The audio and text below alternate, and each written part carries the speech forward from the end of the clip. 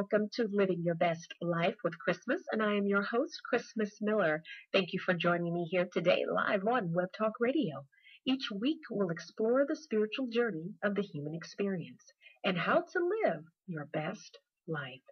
For more information about me and my work, please feel free to go to my website by going to www.christmasmiller.com. Again, that's christmasmiller.com. Well, good day to everyone listening out there. I'm so glad that you found time to either download the show or come listen to this show this week. I have a very special guest with me today. She's a wonderful woman. I've known her for many years, and she has this wonderful book that I feel many of you out there will be able to connect with, relate to, and find lots of information on a subject that we've all been struggling with from time to time. Her name is Kathleen Diehl, and the title of her book is The Collective Awakening. What a title. And I'm going to tell you something, folks. The book lives up to the title. And I've always prided myself with interviewing people that has a message, a strong message that I know from dealing with individuals out here on a daily basis myself. I know these individuals have some powerful information and insight that could be of use to you. So again, I'm bringing a wonderful guest with a wonderful book, and I hope you enjoy our segment with Kathleen. So welcome to the show, Kathleen. Thank you so much for having me. I'm really excited to be here. Oh, I'm so excited to be here with you. I kind of saw this coming a long time in the works, and here it is, the baby that you've birthed here. And the title of your book, The Collective Awakening, Messages Along the Path of Awareness. I think it's so fitting for the content of your book, and I don't want to get ahead of myself. So why don't you share with us a little bit of your background and what prompted you to write this book? Okay.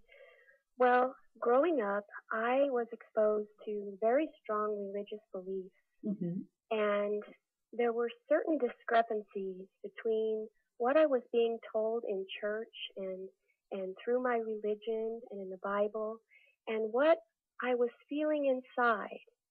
So there was this message of God loves you, but there was also this message of you should be ashamed.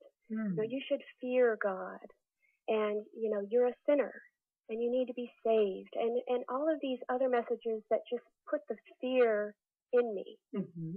And also I was having some sort of, you could call them psychic or paranormal experiences growing up, and nobody in the church wanted to hear about that. Yeah, I relate to that. Yeah. And so, eventually over time, I began to get the courage to question all these things that I had just automatically accepted as truth. And I began to question them for myself. And I was actually afraid to do that at first because my religion was so strong on making me feel like, anything psychic is evil and that I could just be struck down or I'm being tempted by the devil and even questioning these things. So I began my process of what I call awakening, and I believe the whole planet is also, joining us on this path of awakening. That's the title of my book. And once I began to really question for myself everything that I ever accepted as truth, the whole new world opened up for me, and there was no turning back. And eventually, around 2001, my psychic ability really started to open more, and I began to develop that in a more focused manner. And that's about the time that I met you. Exactly. I was thinking about that. Yes, I was there. Yes. Yeah. And then beginning in 2002, I received my first message, which is my book contains the messages that I've been receiving, and some people might call that channeling, and other people are uncomfortable with that term, or they have a different definition for it, and that's fine. But you could call it maybe receiving inner guidance. So basically what I would do was I would get my thoughts out of the way and just open myself to receive, higher guidance of love. And these messages would come through and I would type. I would call it automatic typing. And the things that would come through were so unbelievable to me that even I, back then, I couldn't wrap my head around it. So let me interrupt you for a second and ask you something, because I'm sure some of the listeners out there may be wondering, when you use the term automatic writing, what is that experience like for you, and how is that typically defined? Okay. Well, for me, what I do is I sit at my computer and I, do some relaxation and preparation, I guess, if you will, meditation. And I ask to receive the guidance. Now, the very first time that this happened, it didn't happen in that way. I wasn't expecting anything to happen. I was just at my computer, and all of a sudden, it happened. I felt like a part of my consciousness was leaving. I felt like there was a letting go of my personality, and I sort of my fingers just started typing these things, and I wasn't even aware of what I was typing until it was over and I was reading it for the first time. So basically, it sounds as though you were allowing yourself to be like a pencil in a lot of ways. You were getting these thoughts or images or whatever you were getting, and I guess clarify that too. If it was thoughts, was it mental things, and was it both? It was none of the above. I was actually not conscious of what was coming through. I had no thought in it at all.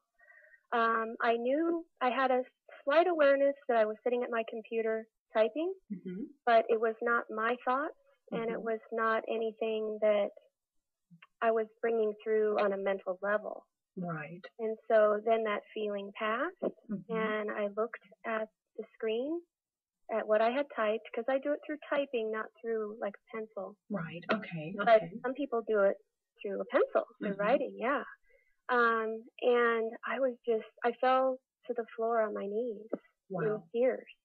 And I still had these leftover religious beliefs of, I'm not worthy, and how can this be happening? And, then I thought, well, I must be gifted.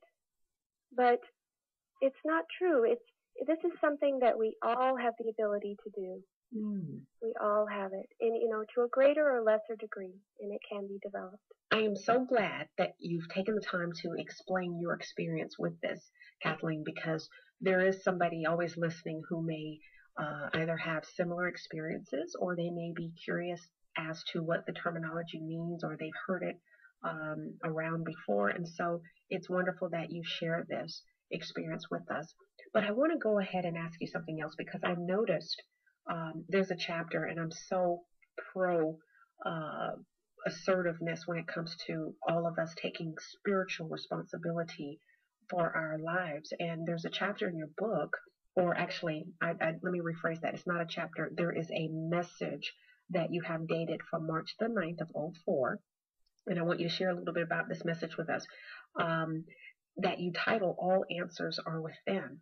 And we've heard that cliche so many times, but being that this has been a channeled type of experience for you, meaning that you've gotten this information from a higher source, tell us exactly what that means, because I am so pro this, that people need to know that the answers are within. So share a little bit about that with us.